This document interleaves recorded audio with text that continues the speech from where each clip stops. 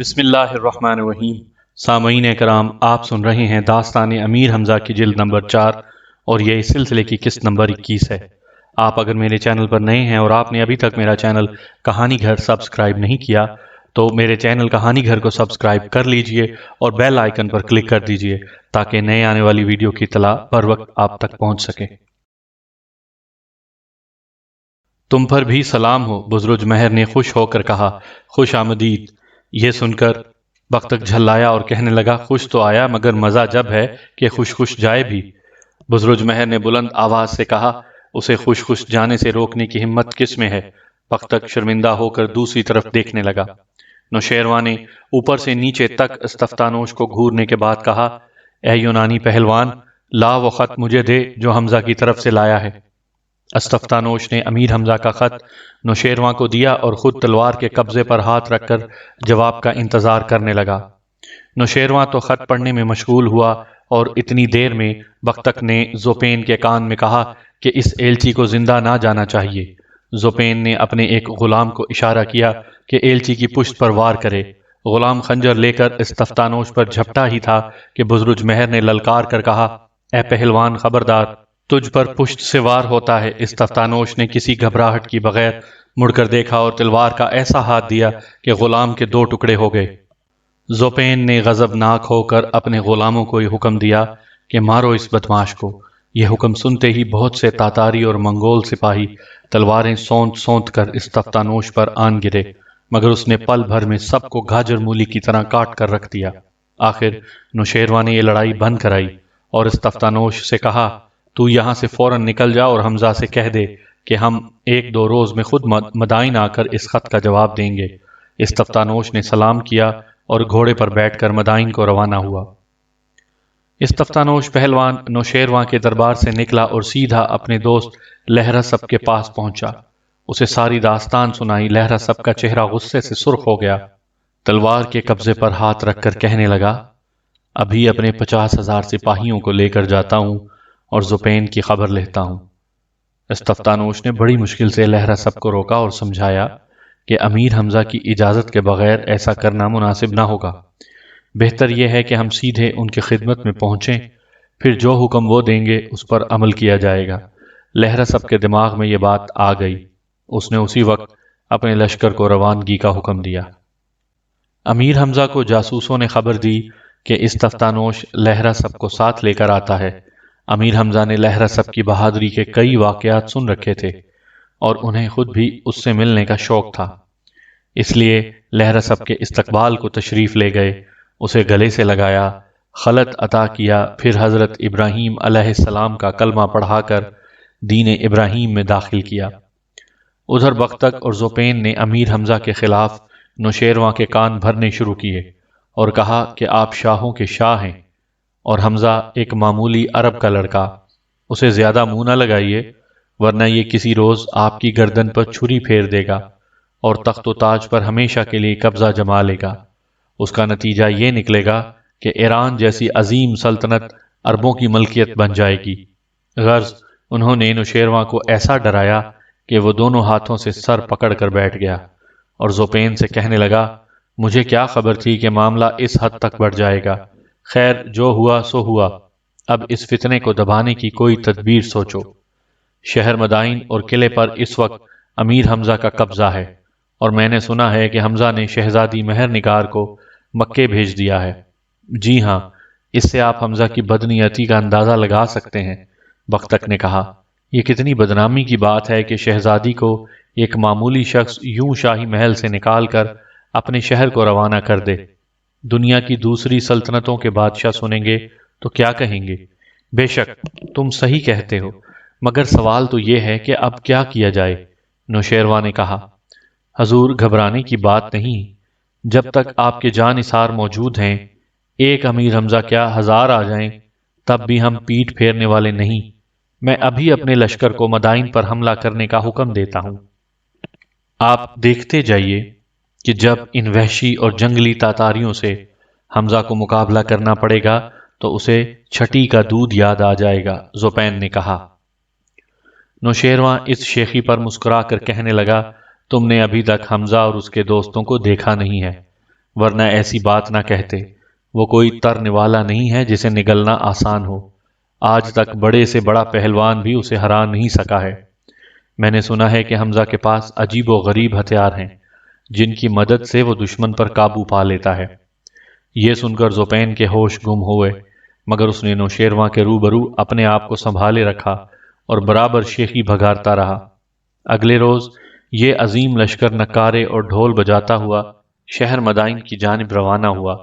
جاسوسوں نے فوراً امیر حمزہ کو خبر پہنچائی کہ نوشیرواں اور زوپین جنگ کے ارادے سے آتے ہیں۔ تب حمزہ نے بھی اپنے لشکر کو تیار رہنے کا حکم دیا اور کہا کہ ہماری جانب سے بھی نکارہ بجایا جائے۔ حکم کی دیر تھی، اس زور شور سے نکارہ بجا کہ زمین ہلنے لگی۔ دشمن کے جس جس شخص کے کانوں میں اس نکارے کی آواز پہنچی وہی بے قرار اور خوف زدہ ہو گیا۔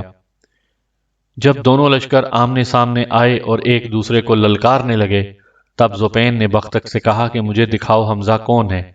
اتنے میں گرد کا بال پھٹا اور زوپین نے دیکھا کہ 7 فٹ اونچا ایک لمبا تڑنگا پہلوان ہاتھی پر بیٹھا چلا آتا ہے۔ اس کے ہاتھ میں ریشم کا بنا ہوا ایک جھنڈا ہے جس پر سنہری عقاب کی تصویر بنی ہے۔ اس پہلوان کے دائیں بائیں 400 گھڑ سوار ہیں جن کے چہرے دھوپ میں چمکتے ہیں اور ان کی سرخ سرخ آنکھوں سے خون ٹپکتا دکھائی دیتا ہے۔ زوپین اس پہلوان کو دیکھ کر تھر تھر کانپا اور بختک کے کان میں کہنے لگا، اچھا تو یہی حمزہ ہے؟ نہیں جناب والا، یہ حمزہ نہیں، اس کا ایک ادنا غلام عادی پہلوان ہے۔ عادی کو دیکھ کر مغلوں اور تاتاریوں کی سٹی گم ہو گئی۔ سب چوکڑی بھول گئے اور دل میں سوچنے لگے کہ یہ آدمی ہے یا دیو، اس سے بھلا کون لڑے گا؟ زوپین نے بختک سے کہا، سمجھ میں نہیں آتا کہ اتنے طاقتور پہلوان کو حمزہ نے کیوں کر قابو کیا ہوگا۔ ابھی یہ باتیں ہو رہی تھیں کہ لندھور کی سواری شان و شوکت سے نمودار ہوئی۔ 700 ہاتھی اس کے دائیں طرف اور 700 بائیں جانب تھے۔ زوپین نے دیکھا کہ ہیبت ناک شکل و صورت کا ایک دیو ہاتھی پر بیٹھا ہے۔ دائیں ہاتھ میں کئی من وزنی لوہے کا گرز ہے جسے کبھی کبھی شغل کے طور پر ہوا میں اچھالتا ہے۔ تب اس نے بختک سے پوچھا، شاید یہی حمزہ ہے؟ یہ حمزہ نہیں، لندھور ہے، سراندیپ کے 1000 جزیرے کا بادشاہ ہے اور ہندوستان پر بھی اسی کی حکومت ہے۔ لندھور کے بعد ایک اور سواری آئی، اس کے دائیں بائیں بھی سینکڑوں ہاتھی تھے۔ معلوم ہوا کہ یہ سواری شیپال ہندی کی ہے۔ اس کے بعد ایک اور لشکر نمودار ہوا۔ آگے آگے 2 خوبصورت پہلوان عربی گھوڑوں پر سوار تھے اور ان کی شکلوں سے شجاعت اور بہادری ٹپکتی تھی۔ زوپین نے پوچھا، یہ کون ہے؟ بختک نے کہا، یہ روم کے شہزادے ہیں، ایک کا نام اسقلان اور دوسرے کا نام بھی اسقلان ہے۔ تب 12,000 پیدل غلاموں کی ایک فوج ظاہر ہوئی۔ ان کے لباس سونے چاندی کے تاروں کے بنے ہوئے تھے۔ سفید گھوڑوں کی لگامیں ہاتھوں میں تھامے آہستہ آہستہ چلے آتے تھے۔ زوپین نے پوچھا، یہ لشکر کس کا ہے؟ بختک نے منہ بنا کر جواب دیا، یہ عمرو عیار کا لشکر ہے۔ عمرو عیار کی پیدل فوج کو دیکھ کر تاتاری ہنسے اور کہنے لگے، عجب بے وقوف لوگ ہیں کہ گھوڑے ساتھ رکھنے کے باوجود پیدل چلتے ہیں۔ یہ سن کر گستم نے زوپین سے کہا، جہاں پناہ، آپ کو معلوم نہیں کہ یہ شخص عمرو عیار کیسی بلا ہے؟ قسم ہے اگر 1000 حمزہ ہوتے تب بھی کچھ اندیشہ نہ تھا، مگر کاش یہ ایک عمرو عیار نہ ہوتا۔ اس مکار نے ہماری ساری تدبیریں خاک میں ملا دی ہیں۔ اس کے بعد نشان اژدہا پیکر کی آواز سنائی دی جس سے کوہ بیاباں پر لرزہ طاری ہوا۔ زوپین نے بد حواس ہو کر کہا، یہ خوفناک آواز کیسی ہے؟ یہ نشان اژدہا پیکر کی آواز ہے جو حکیم بزرج مہر نے جادو کے زور سے بنایا ہے اور امیر حمزہ کو دیا ہے۔ بختک نے جواب دیا۔ خواجہ بزرج مہر نے بھی یہ بات سن لی۔ فوراً کہنے لگے، میں جادوگروں اور جادو کرنے والوں پر لعنت بھیجتا ہوں۔ بختک شرمندہ ہوا اور کوئی جواب نہ دیا۔ یکایک کیا دیکھتے ہیں کہ مشرق و مغرب کا آفتاب امیر حمزہ میدان میں نمودار ہوا۔ اس کے پیچھے 3000 ترکی، رومی، زنگی، چینی اور ہندی غلام دکھائی دیے۔ سیاہ رنگ کے ایک اونچے اور قوی گھوڑے پر بیٹھا تھا اور طرح طرح کے ہتھیار اس کے بدن پر سجے تھے۔ اتنے میں نقیبوں کا دستہ سامنے آیا اور انہوں نے بلند آواز سے کہا، کون جوان مرد ہے جو میدان میں نکلنے کا حوصلہ کرتا ہے؟ یہ پکار سنتے ہی امیر حمزہ نے اپنے گھوڑے کو ایڑ لگائی اور ایک چھوٹا سا چکر لگایا۔ گھوڑے کے قدموں کی خاک آسمان تک گئی۔ پھر انہوں نے رک کر نعرہ لگایا اور کہا، جو شخص مجھے نہیں جانتا وہ اب جان لے کہ میں حمزہ ہوں، اور جسے موت کی آرزو ہے وہ میرے سامنے آئے، ابھی دم کے دم میں جہنم کو پہنچا دیتا ہوں، مگر جو شخص میری اطاعت کرے گا اس کے لیے خوشخبری ہے۔ یہ کہہ کر وہ چپ ہوئے اور انتظار کرنے لگے کہ کون مقابلے میں آتا ہے، مگر دشمن کی صفوں میں سے کوئی نہ نکلا۔ تب زوپین نے بختک سے کہا، یہ معاملہ کیا ہے؟ ہمارا کوئی پہلوان مقابلے کے لیے میدان میں نہیں نکلا۔ گستم پہلوان کے سوا اور کسی میں حمزہ کا مقابلہ کرنے کی جرت نہیں۔ بختک نے کہا، آپ اسے حکم دیجئے کہ میدان میں جائے۔ یہ سن کر گستم نے دانت پیسے قہر بھری نظروں سے بختک کو دیکھا اور دل میں عہد کیا کہ اگر حمزہ کے ہاتھوں بچ گیا تو اس بدماش بختک کی کھوپڑی ضرور پاش پاش کروں گا۔ بختک کی بات سن کر زوپین نے گستم سے کہا، میں نے آج تک حمزہ کو کسی پہلوان سے لڑتے نہیں دیکھا، اب میں تمہیں حکم دیتا ہوں کہ جاؤ اور امیر حمزہ سے دو دو ہاتھ کرو۔ میں دیکھنا چاہتا ہوں کہ حمزہ کے پاس کون کون سی داؤ پیچ ہیں، اور پھر کل میں خود اس سے مقابلے کو جاؤں گا۔ گستم بیچارہ لرزتا کانپتا میدان میں آیا۔ امیر حمزہ نے جوں ہی اس کی شکل دیکھی ہنسے اور اپنے ہتھیار کھولنے لگے۔ زوپین نے تعجب سے کہا، عجیب بات ہے، حمزہ اپنے ہتھیار کیوں کھول رہا ہے؟ کیا اس کا ارادہ لڑنے کا نہیں؟ زوپین نے یہ بات اتنی اونچی آواز سے کہی تھی کہ نوشیرواں کے کانوں تک بھی پہنچ گئی۔ وہ کہنے لگا، حمزہ اپنے ہتھیار اس لیے کھول رہا ہے کہ اس نے قسم کھائی تھی کہ گستم کو بغیر ہتھیار کے ماروں گا۔ یہ کیسے ممکن ہے؟ زوپین نے تعجب سے کہا، گستم جیسے پہلوان کو خالی ہاتھوں کیوں کر مارا جا سکتا ہے؟ یہی حیرت مجھے بھی ہے، نوشیرواں نے جواب دیا۔ اتنے میں گستم نے حلق پھاڑ کر نعرہ مارا اور اپنی تلوار نیام سے کھینچ کر امیر حمزہ کی طرف لپکا۔ انہوں نے وار بچا کر بڑی پھرتی سے گستم کی کلائی پر ہاتھ ڈالا۔ گستم نے ایڑی چوٹی کا زور لگا لیا، مگر اپنی تلوار حمزہ کے ہاتھ سے نہ چھڑا سکا۔ تب امیر نے گستم کی کلائی اس طرح موڑی کہ تلوار چھٹ کر نیچے جا گری اور کلائی کی ہڈی بھی ٹوٹ گئی۔ گستم تکلیف سے چلانے لگا۔ اب اس نے بائیں ہاتھ سے اپنا خنجر نکالا اور امیر حمزہ کے سینے میں گھونپنے کی کوشش کی، مگر امیر نے اس کی ناک پر گھونسا مارا کہ چرخی کی طرح گھوم گیا اور پھر دھم سے زمین پر گرا۔ امیر حمزہ نے گردن پکڑ کر اٹھایا اور اس مرتبہ ایسی لات جمائی کہ لڑکھنیاں کھاتا ہوا دور جا گرا اور کٹے ہوئے بکرے کی طرح تڑپنے لگا۔ آخر امیر نے مارتے مارتے اسے ادھموا کر دیا، یہاں تک کہ اس کا دم نکل گیا۔ گستم کے ایک لڑکے نے اپنے باپ کو مرتے دیکھا تو غضب ناک ہو کر میدان میں آیا۔ امیر حمزہ نے جلدی سے اپنے ہتھیار سنبھالے اور زرہ پہن لی۔ گستم کا بیٹا دونوں ہاتھوں میں دو تلواریں لیے ہوئے تھا اور ایسی پھرتی سے چلاتا تھا کہ دشمن دوست سبھی اش اش کرتے تھے۔ تب امیر حمزہ نے پکار کر اس سے کہا، او بدنصیب، خیریت اسی میں ہے کہ واپس چلا جا، ورنہ اپنے باپ کی طرح میرے ہاتھ سے مارا جائے گا۔ لیکن گستم کے بیٹے کے سر پر جنون سوار تھا۔ اس نے آگے بڑھ کر دونوں تلواروں سے حملہ کیا۔ حمزہ نے ڈھال پر اس کے وار روکے اور پھر نعرہ مار کر کہا، لے اب میں وار کرتا ہوں، پھر نہ کہیو کہ خبر وار نہ کیا۔ یہ کہہ کر انہوں نے تلوار گھمائی اور اس زور سے ماری کہ دشمن کی ڈھال کو چیرتی ہوئی سر پر پڑی اور اس کی دو پھانکیں کرتی ہوئی گھوڑے پر آئی۔ اس کی کمر بھی صفا الگ کی اور زمین کو چھوتی ہوئی نکل گئی۔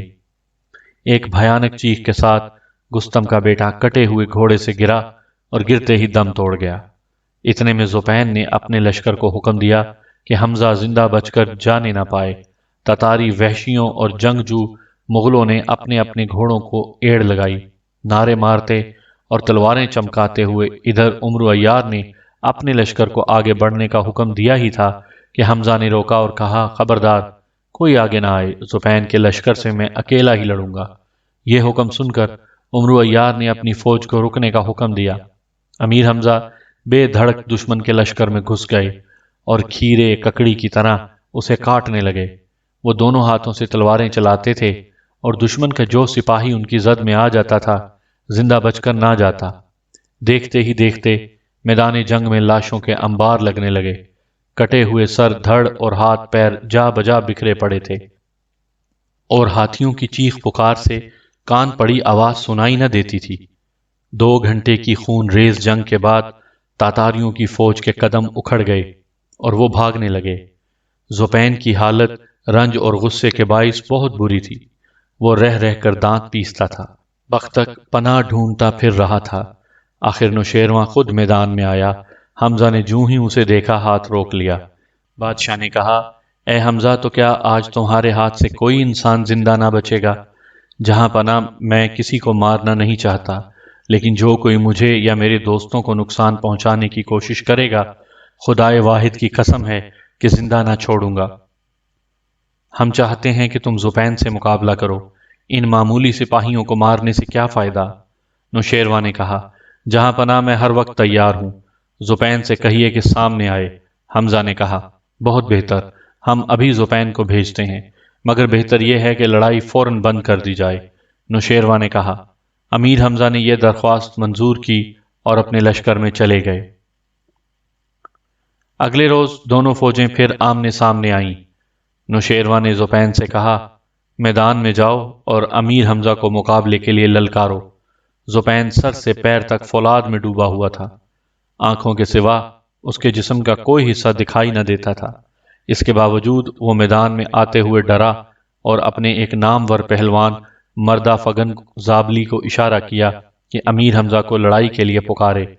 مردہ فگن زابلی خوفناک شکل و صورت کا ایک دیو قامت آدمی تھا، جس کی قوت کا کوئی اندازہ نہ تھا۔ وہ سیاہ رنگ کے ہاتھی پر بیٹھ کر میدان میں آیا۔ دائیں بائیں اس کے 7 بھائی تھے۔ ادھر امیر حمزہ اپنے گھوڑے پر سوار ہوئے اور خدا کا نام لے کر میدان میں آئے۔ فوجی سرداروں اور پہلوانوں نے سلامی دی اور سلامتی کی دعائیں مانگی۔ مردہ فگن زابلی نے کہکا لگا کر کہا، اے حمزہ، مجھے تیری جوانی پر ترس آتا ہے۔ بہتر یہی ہے کہ واپس چلا جا اور میرے مقابلے کے لیے کسی اور کو بھیج۔ یہی بات میں تجھ سے کہنے والا ہوں، امیر حمزہ نے کہا۔ نوشیروان نے کل مجھ سے کہا تھا کہ زوپین خود میرے مقابلے میں آئے گا، مگر وہ ایسا بزدل ہے کہ سامنے نہیں آتا اور اپنے دوستوں کو آگے بھیجتا ہے۔ یہ سن کر مردہ فگن زابلی اور اس کے 7 بھائیوں نے غضبناک ہو کر ایک ساتھ امیر حمزہ پر حملہ کیا۔ سب کے سب ہاتھیوں پر سوار تھے اور امیر حمزہ گھوڑے پر بیٹھے تھے۔ یکایک عمرو عیار ایک زبردست ہاتھی کو لیے میدان میں آیا اور حمزہ سے درخواست کی کہ گھوڑے سے اتر کر اس پر سوار ہو جائیے۔ حمزہ نے عمرو کی درخواست قبول کی، گھوڑا اس کے حوالے کیا اور خود پھرتی سے ہاتھی پر سوار ہو گئے۔ تب مردہ فگن زابلی نے اپنا فولادی گرز اس زور سے حمزہ کے ہاتھی کی گردن پر مارا کہ وہ ایک طرف کو جھک گیا اور اس ہیبت ناک انداز میں چنگاڑا کہ جنگل اور پہاڑ اس کی آواز سے کانپ گئے۔ اب حمزہ نے اپنا گرز گھمایا اور مردہ فگن پر حملہ کیا۔ ان کے پہلے ہی وار میں مردہ فگن کا ہاتھی دھم سے زمین پر گرا اور مر گیا۔ مردہ فگن پٹخنیاں کھاتا ہوا دور جا پڑا۔ اپنے بڑے بھائی کو یوں گرتے دیکھ کر 7 بھائی طیش میں آ گئے اور انہوں نے امیر حمزہ کو گھیرے میں لینے کی کوشش کی، مگر حمزہ نے ایک ایک کر کے سب کو زمین پر پھینکا۔ عمرو عیار نے دوڑ دوڑ کر انہیں رسیوں سے باندھا اور اپنے لشکر میں لے گیا۔ حمزہ کی بہادری اور جیداری پر دوست دشمن سبھی نے آفرین کہی، لیکن زوپین کے ہوش اڑ گئے۔ اس نے دل میں کہا کہ اب موت سر پر آئی۔ ادھر نوشیروان نے مسکرا کر کہا، سامعین کرام، آپ یہ کہانی میرے چینل کہانی گھر پر سن رہے ہیں، اور آپ نے اگر ابھی تک میرا چینل سبسکرائب نہیں کیا تو میرے چینل کو سبسکرائب کر کے بیل آئیکن پر کلک کر دیجئے تاکہ نئی آنے والی ویڈیو کی اطلاع بر وقت آپ تک پہنچ سکے۔ ادھر نوشیروان نے مسکرا کر کہا، اب کیا سوچتے ہو؟ کہو تو امیر حمزہ کی اطاعت قبول کر لوں اور تمہیں اس کے حوالے کر دوں؟ نہیں، ہرگز نہیں، زوپین چلایا، میں ابھی حمزہ کا سر کاٹ کر لاتا ہوں۔ یہ کہہ کر وہ اپنی فوج میں گیا اور سپاہیوں کو سمجھایا کہ جب میں اشارہ کروں تو فوراً میدان میں آ کر حمزہ پر ٹوٹ پڑنا اور اس کے ٹکڑے کر ڈالنا۔ اس کے بعد وہ میدان میں آیا اور نعرہ مار کر کہا، جس کو مجھ سے مقابلے کی آرزو ہے وہ سامنے آئے۔ اس کی یہ شیخی سن کر لندھور کو جوش آیا۔ اپنا گرز ہوا میں اچھالتا ہوا آگے بڑھا اور پکار کر کہا، او بے ادب، تو کیا اور تیری بساط کیا؟ میں تیرے مقابلے میں آیا ہوں، اپنے دل کی حسرت نکال لے، پھر شکایت نہ کیجیو کہ حملے کا موقع نہ ملا۔ زوپین نے لندھور کو اپنے سامنے دیکھا تو دہشت سے گھگی بن گئی، لیکن اپنی حالت چھپا کر کہنے لگا معلوم ہوتا ہے حمزہ مجھ سے ڈر گیا ہے تبھی سامنے نہیں آتا اور تجھے مرنے کے لیے بھیج دیا۔ میں تیرے بجائے حمزہ سے لڑنا زیادہ پسند کروں گا، تو واپس جا اور اسے یہاں بھیج دے۔ امیر حمزہ نے بھی زوپین کی یہ بات سن لی۔ وہ خود میدان میں آئے اور لندھور کو سمجھا بجھا کر واپس بھیجا۔ زوپین نے میان سے تلوار نکالی اور امیر حمزہ پر حملہ کیا۔ امیر نے اپنی ڈھال پر زوپین کے تمام وار روکے اور ہنس کر کہا، اے زوپین، جتنے جی چاہے وار کر، میری طرف سے اجازت ہے۔ یہ سن کر زوپین اور جوش میں آیا، بڑھ بڑھ کر تلوار مارنے لگا۔ آخر امیر حمزہ نے کہا، ہوشیار ہو جا کہ اب میں حملہ کرتا ہوں۔ یہ کہہ کر انہوں نے اپنا گرز گھمایا اور اس زور سے مارا کہ زوپین کا گھوڑا لڑکھڑا کر زمین پر گر گیا اور خود زوپین بے ہوش ہو گیا۔ تب اس کے غلام دوڑے دوڑے آئے، اپنے آقا کو اٹھا کر لے گئے اور خیمے میں لے جا کر منہ پر پانی کے چھینٹے مارے۔ تب کہیں اسے ہوش آیا، جلدی سے دوسرے گھوڑے پر سوار ہو کر میدان میں آیا۔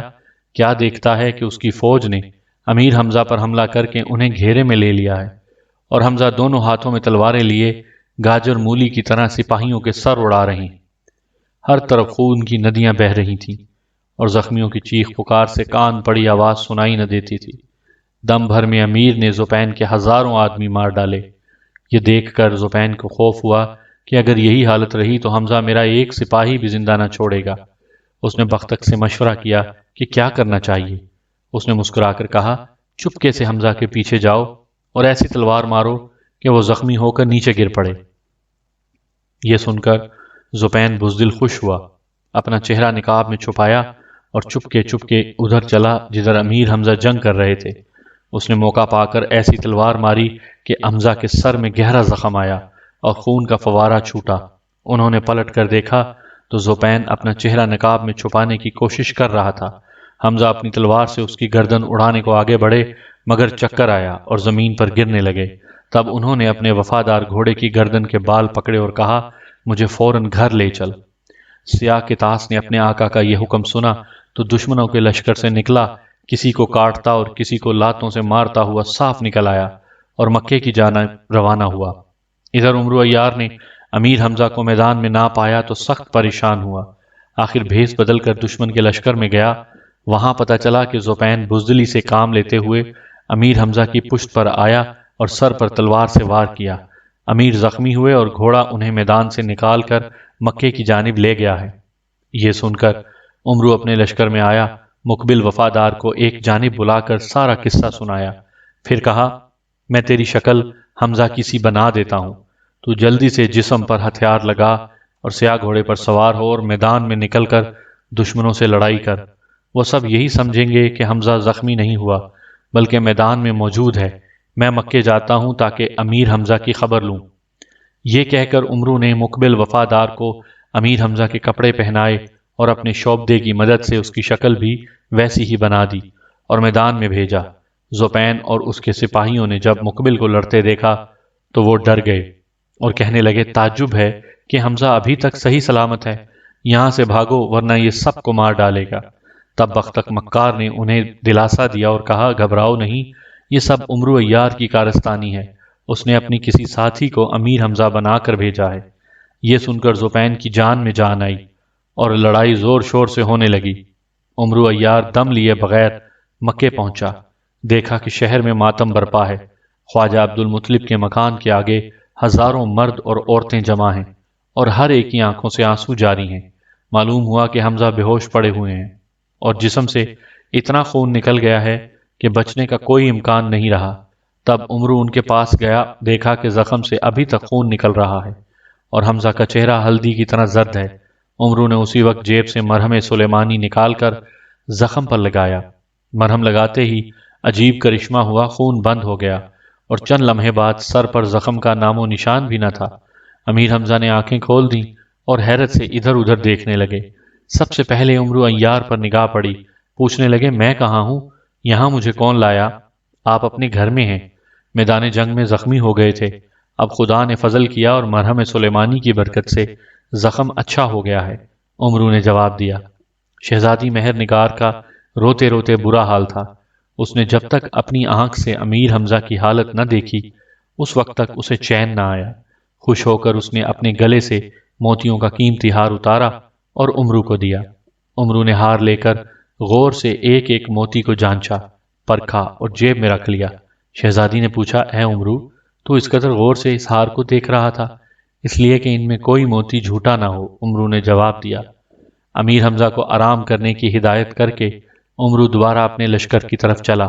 رات ہو چکی تھی اور جنگ بند تھی، لیکن دونوں فوجیں آمنے سامنے پڑاؤ ڈالے ہوئے تھیں۔ عمرو نے سب کو تسلی دی کہ حمزہ خیریت سے ہیں، لیکن کمزوری کی وجہ سے ابھی اس قابل نہیں کہ میدان میں آئیں اور لشکر کی کمان سنبھالیں۔ لندھور نے کہا، یہ سب کیا دھرا زوپین کا ہے۔ سورج نکلنے کے بعد میں سب سے پہلے زوپین کا کام تمام کروں گا۔ نہیں، ایسا نہ کرنا، عمرو نے کہا۔ میرے ذہن میں ایک تدبیر آتی ہے، میں اس پر عمل کروں گا۔ اس کے بعد نہ رہے گا بانس نہ بجے گی بانسری۔ اب آپ لوگ یہاں سے پڑاؤ ہٹا لیں اور مکے کی جانب تیزی سے روانہ ہو جائیں، میں بھی آپ کے پیچھے پیچھے آتا ہوں۔ عمرو امیر حمزہ کا نائب بھی تھا، اس لیے کسی کو اس کے حکم سے سرتابی کی مجال نہ تھی۔ راتوں رات ڈیرے خیمے اکھاڑ گئے اور لشکر مکے کی جانب روانہ ہو گیا۔ ادھر عمرو عیار سبز کمبل اوڑھ کر دشمن کی فوج میں داخل ہوا۔ سب سے پہلے زوپین کے خیمے میں پہنچا، دوائے بے ہوشی اس کی ناک میں رکھی، وہ بے ہوش ہو گیا تو اسے باندھ کر زنبیل میں رکھا۔ اس کے بعد بختک کے خیمے میں گیا، یہی سلوک اس کے ساتھ بھی کیا۔ آخر میں شہنشاہ نوشیرواں کے خیمے میں داخل ہوا، اسے بھی بے ہوش کر کے زنبیل میں ڈالا اور مکے کی جانب روانہ ہوا۔ مکے پہنچ کر وہ منہ اندھیرے خواجہ عبد المطلب کے مکان پر گیا۔ امیر حمزہ کا لشکر ابھی راستے میں تھا۔ امیر اپنے بستر پر پڑے بے خبر سو رہے تھے۔ عمرو نے انہیں جگایا اور کہا، میں زوپین، بختک اور نوشیرواں کو گرفتار کر کے لے آیا ہوں اور ابھی تمہارے سامنے ان کی گردنیں اڑاتا ہوں تاکہ ہمیشہ کے لیے فتنے فساد کا خاتمہ ہو۔ یہ کہہ کر اس نے زنبیل میں سے تینوں کو باہر نکالا اور ایک ستون سے باندھ دیا۔ امیر حمزہ عمرو کی یہ کاروائی دیکھ کر حیرت سے دیر تک بول نہ سکے۔ عمرو ایک پتھر پر اپنا خنجر تیز کرنے لگا۔ سب سے پہلے بختک ہوش میں آیا۔ کیا دیکھتا ہے کہ دائیں بائیں نوشیرواں اور زوپین رسیوں سے بندھے ہوئے کھڑے ہیں اور عمرو عیار اپنا خنجر تیز کر رہا ہے۔ بختک کی گھگھی بن گئی، رو رو کر التجا کرنے لگا، اے حمزہ، اس خونی سے میری جان بچاؤ، میں وعدہ کرتا ہوں کہ آئندہ تمہارے خلاف کوئی حرکت نہ کروں گا۔ چپ بے، ہمیں تیری کسی بات کا اعتبار نہیں رہا، عمرو نے کہا، بس اپنے گناہوں کی معافی مانگ لے اور مرنے کے لیے تیار ہو جا۔ بختک کی آہوزاری اور چیخ پکار سے نوشیرواں اور زوپین بھی ہوش میں آ گئے اور اپنے آپ کو یوں بے بس پا کر بے حد شرمندہ ہوئے۔ آخر نوشیرواں نے امیر حمزہ سے کہا، عمرو کو روکو، ورنہ دنیا کہے گی کہ حمزہ نے دھوکے سے اپنے دشمنوں کو گرفتار کر کے مروا دیا۔ یہ حرکت بہادروں کی شان کے خلاف ہے۔ یہ سن کر امیر حمزہ نے گردن جھکا لی اور ادب سے کہا، جہاں پناہ، میں نے اسے حکم نہیں دیا تھا آپ کو یوں گرفتار کر کے لایا جائے۔ بادشاہ سلامت، آپ بالکل فکر نہ کیجیے، میں آپ کو کچھ نہ کہوں گا، عمرو نے کہا، لیکن ان دونوں بدماشوں کو شہر میں لے جا کر ذبح کروں گا اور کسی کی سفارش نہ سنوں گا۔ اب تو زوپین اور بختک بری طرح گڑ گڑانے لگے، مگر عمرو برابر اپنا خنجر تیز کرتا رہا۔ زوپین نے عمرو کے سامنے ہاتھ جوڑتے ہوئے کہا، اے عمرو، تو آج میری جان بخش دے، قسم ہے آئندہ اپنی شکل تجھے نہ دکھاؤں گا۔ بختک نے بھی ہاتھ باندھ کر کہا، اگر آئندہ امیر حمزہ یا تیرے خلاف کوئی شرارت کروں تو تجھے اختیار ہے کہ مجھ سے جو چاہے سلوک کرے۔ عمرو نے گردن جھکا کر ان کی درخواستوں پر غور کرنا شروع کیا، مگر پھر انکار میں سر ہلایا اور بولا، نہیں، تم لوگوں کو چھوڑ دینا حماقت ہے، اور ایسی حماقت کی کم از کم مجھ سے امید نہ رکھنا۔ نوشیرواں نے دیکھا کہ عمرو پر منت سماجت کا کوئی اثر نہیں ہوتا تو اس نے کہا، کوئی صورت ایسی بھی ہے کہ تم ان بدنصیبوں کی جان بخشی کر سکو؟ جی ہاں، ایک صورت ہے، اور وہ یہ کہ یہ دونوں 4,000 اشرفیاں مجھے دیں، عمرو نے جواب دیا۔ تب نوشیرواں نے اپنے دائیں ہاتھ کی انگلی سے ہیرے کی ایک انگوٹھی اتاری اور عمرو کو دیتے ہوئے کہا، یہ انگوٹھی ہم تمہیں عطا کرتے ہیں، اس کی قیمت 1,00,000 اشرفیوں سے بھی زیادہ ہے۔ عمرو نے دیکھ بھال کر انگوٹھی اپنی انٹی میں دبائی، پھر ایک خادم کو حکم دیا کہ کوڑا لے کر آئے۔ بختک اور زوپین کو ستون سے کھولا گیا اور عمرو نے ان کی پیٹھ پر 50 کوڑے مارے، پھر نائی کو بلوا کر حکم دیا کہ ان کی بھویں اور مونچھیں مونڈ دی جائیں، اس کے بعد انہیں چھوڑ دیا۔ زوپین نے بختک سے کہا، میں تو یہاں سے جاتا ہوں، دوبارہ ادھر کا رخ بھی نہ کروں گا۔ بختک نے کہا لگایا اور کہنے لگا بس اسی بہادری پر ناز تھا، واقعی شہزادی مہر نگار تمہارے لائق نہ تھی۔ یہ سن کر زوپین کو غصہ آیا، گرج کر بولا بہت اچھا، جب تک شہزادی مہر نگار سے شادی نہ کروں گا مجھ پر دن کا چین اور رات کی نیند حرام ہے۔ زوپین، بختک اور نوشیرواں کو تھوڑی دیر کے لیے یہیں چھوڑ کر ہم آپ کو ایک نئی دنیا میں لیے چلتے ہیں۔ اس دنیا کو کوہکاف کے نام سے یاد کیا جاتا ہے۔ یہاں دیوؤں اور پریوں کی حکومت ہے اور طرح طرح کے عجائبات اور طلسمات سے یہ دنیا بھری پڑی ہے۔ آپ کو یاد ہوگا کہ امیر حمزہ کی پیدائش کے بعد کوہکاف کے بادشاہ شاہ رخ نے ان کا پنگوڑا اپنے ملک میں پریوں کے ذریعے سے منگوایا تھا، اور دربار کے وزیر عبد الرحمن نے بادشاہ کو بتایا تھا کہ یہ بچہ بڑا نامور اور زور آور ہوگا، 18 سال تک کوہکاف میں رہے گا اور ہزار ہادیوں اور خبیثوں کو جہنم رسید کرے گا۔ کوہکاف کا بادشاہ شاہ رخ جب مر گیا تو سب امیروں اور وزیروں نے اس کی بیٹی آسمان پری کو تخت پر بٹھایا۔ 90,000 پریاں اس کے محل میں رہتی تھیں اور اس کی سلطنت دن دگنی رات چوگنی ترقی کر رہی تھی۔ دارالسلطنت کا نام شہرستان زریں تھا۔ اس نام کی وجہ یہ تھی کہ شہر کی تمام عمارتیں سنہرے رنگ کی تھیں، اور جب ان پر سورج کی کرنیں پڑتیں تو یہ عمارتیں سونے کی طرح جگمگ جگمگ کرنے لگتی تھیں۔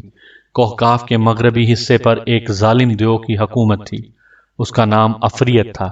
آہستہ آہستہ اس نے اپنی طاقت بڑھانی شروع کی اور ارد گرد کے علاقوں پر قبضہ کرنے لگا۔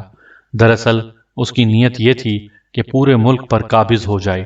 اس نے ایک روز دیووں کی 10,000 فوج کے ساتھ شہرستان زریں پر حملہ کر دیا۔ پریوں نے چند روز تک تو دیووں کا مقابلہ کیا، مگر کہاں تک بس چلتا۔ آخر انہوں نے بھاگنا شروع کر دیا اور اپنے شہر کو دیووں کے رحم و کرم پر چھوڑ دیا۔ آسمان پری کا ایک وزیر جس کا نام سلاسل تھا، علم نجوم میں بہت مشہور تھا۔ پریشان ہو کر آسمان پری نے سلاسل وزیر کو طلب کیا اور کہا کہ حساب لگا کر بتا، ہمارا ملک اور ہماری دولت ہم کو دیووں سے واپس ملے گی بھی یا نہیں؟ وزیر سلاسل نے دیر تک حساب لگایا اور خوب غور کرتا رہا۔ آخر خوش ہو کر کہنے لگا، اے بادشاہ زادی، مبارک ہو، میرا حساب بتاتا ہے کہ تیرا ملک اور تیری دولت تجھے ایک آدم ذات کے ذریعے واپس ملیں گی۔ یہ سن کر آسمان پری حیران ہوئی اور پوچھنے لگی، جلد بتا کہ وہ آدم ذات کہاں ہے اور کون ہے؟ اس کا نام حمزہ ہے، نہایت حسین اور بہادر جوان ہے، اس پر پیغمبروں کا سایہ ہے، یہی وجہ ہے کہ دنیا کا کوئی پہلوان اسے ہرا نہیں سکا۔ دیووں کے سردار افریت کی موت اسی حمزہ کے ہاتھوں لکھی ہے۔ اگر وہ کسی طرح کوہ کاف میں آ جائے تو تمام پریشانیاں اور مصیبتیں دور ہو سکتی ہیں۔ وہ بھلا یہاں کیسے آ سکتا ہے؟ آسمان پری نے کہا، آپ فکر نہ کیجیے، اس کو لانا میرا کام ہے، وزیر نے جواب دیا۔ تب آسمان پری نے بہت زر و جوہر وزیر سلاسل کے سپرد کیے اور کہا کہ مکے جاؤ اور ہماری جانب سے یہ تحفے امیر حمزہ کی خدمت میں پیش کر کے درخواست کرو کہ وہ کوہ کاف تشریف لائیں۔ وزیر سلاسل نے پریوں کا ایک گروہ اپنے ساتھ لیا اور دم کے دم میں کوہ کاف سے اڑ کر مکے پہنچا۔ امیر حمزہ اس وقت خانہ کعبہ کے قریب بیٹھے عبادت کر رہے تھے۔ یکایک پریوں کا غول ظاہر ہوا اور خوشبودار میووں کے کئی خوان سامنے رکھ کر غائب ہو گیا۔ امیر حمزہ ان پریوں اور میووں کے خوان دیکھ کر حیران ہوئے۔ پھر عمرو عیار کو بلایا اور حکم دیا، جاؤ یہ سارا میوہ شہر کے لوگوں میں تقسیم کر دو۔ عمرو نے خوان مزدوروں کے سر پر رکھوائے اور شہر میں لے گیا۔ جس نے بھی یہ میوے کھائے بے اختیار تعریف کرنے لگا۔ اگلے روز امیر حمزہ پھر خانہ کعبہ میں گئے اور عبادت میں مشغول ہوئے کہ پریاں نمودار ہوئیں۔ ان کے ساتھ سلاسل وزیر بھی تھا۔ امیر حمزہ نے ان سے کہا، دیکھو، تمہیں حضرت سلیمان علیہ السلام کی قسم ہے، غائب نہ ہونا، اپنا حال مجھ سے کہو کہ یہاں کیوں کر آنا ہوا؟ پریوں نے سارا حال سچ سچ کہہ سنایا۔ امیر حمزہ حیرت سے سنتے رہے، پھر کہنے لگے، خدا کے فضل سے میں افریت کو مار سکتا ہوں، لیکن کوہ کاف یہاں سے بہت دور ہے، وہاں تک پہنچنے کے لیے برسوں چاہیے۔ اے امیر، آپ فکر نہ کیجیے، پریوں نے کہا، ہم پلک جھپکنے میں آپ کو لے جائیں گے اور 18 روز بعد یہیں واپس پہنچا جائیں گے۔ یہ سن کر امیر حمزہ نے رضامندی ظاہر کی اور اپنے دوستوں سے ذکر کیا کہ وہ کوہ کاف جانا چاہتے ہیں تاکہ عفریت دیو کو ہلاک کر کے آسمان پری کا تخت و تاج واپس دلائیں۔ امیر حمزہ کے دوست غمگین ہوئے کیونکہ انہیں ایک پل کی جدائی بھی گوارا نہ تھی۔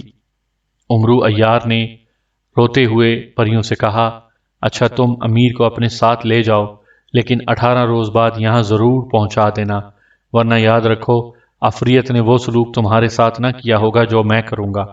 امیر حمزہ نے دوستوں سے رخصت ہوتے وقت کہا، میں عمرو اور شہزادی مہر نگار کو اپنا نائب مقرر کرتا ہوں، ان کی تعظیم اسی طرح کی جائے جس طرح میری کی جاتی ہے۔ یکا یک ایک خوشنما اڑن کھٹولا نمودار ہوا جسے 6 پریاں اٹھائے ہوئے تھیں۔ امیر حمزہ اس اڑن کھٹولے پر سوار ہوئے اور پھر آہستہ آہستہ یہ کھٹولا آسمان کی طرف اڑا۔ امیر حمزہ کے دوستوں اور خیر خواہوں کی آنکھوں میں آنسو تھے اور سب دعائیں مانگتے تھے کہ وہ خیریت سے اپنے شہر واپس آئیں، لیکن اسی روز بزرج مہر کا ایک خط عمرو عیار کے نام آیا۔ اس میں لکھا تھا، عزیز بیٹے عمرو کے نام، تم پر سلامتی ہو۔ تمہیں اور تمہارے تمام دوستوں کو معلوم ہوگا کہ امیر حمزہ کوہ کاف میں 18 دن کے بجائے 18 سال تک رہیں گے، کیونکہ یہی ان کی قسمت میں لکھا ہے۔ وہ کوہ کاف کی بلاؤں اور دیووں کو فنا کر کے شہر تنجا میں تم سے آن کر ملیں گے، بس تم یہاں سے کوچ کر کے شہر تنجا جاؤ، خدا وہیں حمزہ کو تم سے ملائے گا۔ بزرج مہر کا یہ خط پڑھ کر سب رونے لگے۔ عمرو نے ان کو تسلی دی اور کہا کہ اب رونے سے کیا فائدہ، بہتر یہی ہے کہ صبر سے کام لیا جائے، کوشش کرو کہ ہمارے دشمن اس خبر کو نہ سنیں۔ یہ کہہ کر عمرو نے سفر کی تیاریاں شروع کیں۔ شہزادی مہر نگار کو سیاہ کی طاس پر سوار کروایا اور 40,000 غلام اور بہت سی لونڈیاں باندیاں ساتھ کیں۔ مقبل وفادار کو 4,000 سپاہی دے کر مکے کی حفاظت کے لیے چھوڑا اور خود مغرب کی جانب روانہ ہوئے۔ عمرو نے اپنے ملازموں کو حکم دیا کہ دریافت کرو یہاں سے نزدیک کوئی شہر ہے یا نہیں۔ ملازم گئے اور خبر لائے کہ 3 کوس پر شہر نیستان آباد ہے۔ تب عمرو عیار نے بختک وزیر کی شکل بنائی اور اپنے ساتھ چند سوار لے کر شہر نیستان کے قلعے کے دروازے پر گیا۔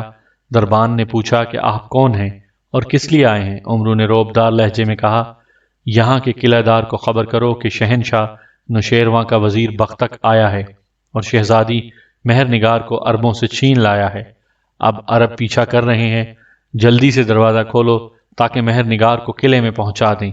دربانوں نے یہ فوراً پیغام قلعہ دار کو پہنچایا۔ وہ اسی وقت دوڑتا ہوا دروازے پر آیا، دیکھا کہ بختک وزیر موجود ہے، جھک کر 7 سلام کیے، پھر ہاتھ باندھ کر کہا، آپ اندر تشریف لائیے، میں آپ کا اور نوشیرواں دونوں کا غلام ہوں۔ 40,000 جوانوں کا لشکر آنن فانن قلعے میں داخل ہوا اور قلعے میں رہنے والے تمام دشمنوں کو موت کے گھاٹ اتار دیا۔ پھر قلعے کے دروازے بند کیے اور فصیل پر اپنے سپاہی بٹھا دیے۔ اتنے میں دشمن کی فوج بھی پیچھا کرتی ہوئی آن پہنچی، لیکن عمرو عیار اور اس کے ساتھیوں کا کچھ نہ بگاڑ سکی۔ عمرو کو یہیں چھوڑ کر اب ہم آپ کو کوہ کاف لیے چلتے ہیں اور دکھاتے ہیں کہ امیر حمزہ پر اس جادو کے ملک میں کیا بیتی۔ پریوں نے پلک جھپکتے میں اڑن کھٹولا شہرستان زری پہنچا دیا۔ امیر حمزہ نے دیکھا کہ عالی شان شہر ہے، عمارتیں آسمان سے باتیں کرتی ہیں، ہر چیز ایسی صاف شفاف ہے کہ نگاہ نہیں ٹھہرتی۔ جا بجا خوبصورت باغیچے اور نہریں رواں ہیں جن میں فوارے چل رہے ہیں، اور ہر فوارے کا پانی رنگین ہے، کوئی سرخ، کوئی سبز اور کوئی زرد۔ لیکن اس تمام حسن اور خوبصورتی کے باوجود شہر ویران ہے، دکانیں خالی پڑی ہیں اور بازار بھائیں بھائیں کرتے ہیں۔ امیر حمزہ نے وزیر سلاسل سے پوچھا، شہر کے لوگ کہاں گئے؟ یہ سن کر وزیر سلاسل رونے لگا اور جواب دیا، اے امیر، ان سب کو عفریت دیو نے یا تو مار ڈالا یا گرفتار کر کے قید خانے میں ڈال دیا۔ اب ہم آپ کو نیچے اتار کر رخصت ہوتے ہیں۔ ایک پرفضا باغ میں پریوں نے اڑن کھٹولا اتارا اور امیر حمزہ کو وہاں حیران پریشان چھوڑ کر غائب ہو گئیں۔ تب امیر نے خدا کو یاد کیا اور ایک چشمے پر جا کر خوب پانی پیا اور آرام کرنے کے لیے لیٹ رہے۔ یکایک ایک خوفناک شکل کا دیو آیا اور ان کو پکڑنے کی کوشش کی، مگر انہوں نے تلوار کا ایسا ہاتھ مارا کہ دیو زخمی ہو کر گر پڑا اور گھاس پر لوٹنے لگا۔ پھر دردناک آواز میں چلایا، اے آدمزاد، ایک وار اور کر کہ میری جان جلد نکلے۔ تب حمزہ نے دوسرا وار کیا، مگر مرنے کے بجائے وہ دیو بالکل ٹھیک ہو کر اٹھ کھڑا ہوا اور کہا مار کر ہنسا۔ حمزہ یہ دیکھ کر خوف زدہ ہوئے اور دل میں کہا، یا الہی یہ کیا تماشا ہے، میں نے پہلا وار کیا تو یہ دیو زخمی ہوا، اور اس نے دوسرے وار کی التجا کی، اور جب میں نے دوسرا وار کیا تو یہ ہلاک ہونے کے بجائے تازہ دم ہو گیا۔ دیو ان کی طرف جھپٹا اور اب دونوں میں لڑائی ہونے لگی، یہاں تک کہ دوپہر ہو گئی۔ آخر دیو نے کہا، اے آدمزاد، آفرین ہے تجھ پر، قسم ہے حضرت سلیمان کی کہ میں نے تجھ جیسا بہادر آدمی پہلے کبھی نہیں دیکھا۔ اب دوپہر سر پر ہے، مجھے آرام کرنے کی مہلت دے، اس کے بعد پھر میرا اور تیرا مقابلہ ہوگا۔ امیر حمزہ نے دیو کی یہ درخواست قبول کی اور کہا، جا، تجھے مہلت دی، مگر تجھے قسم ہے حضرت سلیمان کی کہ مجھ پر بے خبری میں وار نہ کیجیو۔ افرید دیو اور امیر حمزہ کی 3 روز تک خوفناک جنگ۔ امیر حمزہ کوہ کاف جاتے ہیں، پریوں اور دیووں کی حیرت انگیز دنیا، قدم قدم پر مصیبتیں اور عجیب واقعات۔ امیر 18 سال تک کوہ کاف میں رہنے کے بعد دوبارہ اپنے ملک واپس آتے ہیں۔ یہ حیرت انگیز اور دلچسپ واقعات داستان امیر حمزہ کی 5ویں کتاب امیر حمزہ کوہ کاف میں سنیے۔ سامعین کرام، آپ سن رہے تھے داستان امیر حمزہ کی جلد نمبر 4، اور یہ اس سلسلے کی قسط نمبر 21 تھی۔ اور آپ اگر میرے چینل کہانی گھر پر نئے ہیں اور آپ نے ابھی تک میرا چینل کہانی گھر سبسکرائب نہیں کیا تو میرے چینل کو سبسکرائب کر لیجئے اور بیل آئیکن پر کلک کر دیجئے تاکہ نئی آنے والی ویڈیو کی اطلاع بر وقت آپ تک پہنچ سکے۔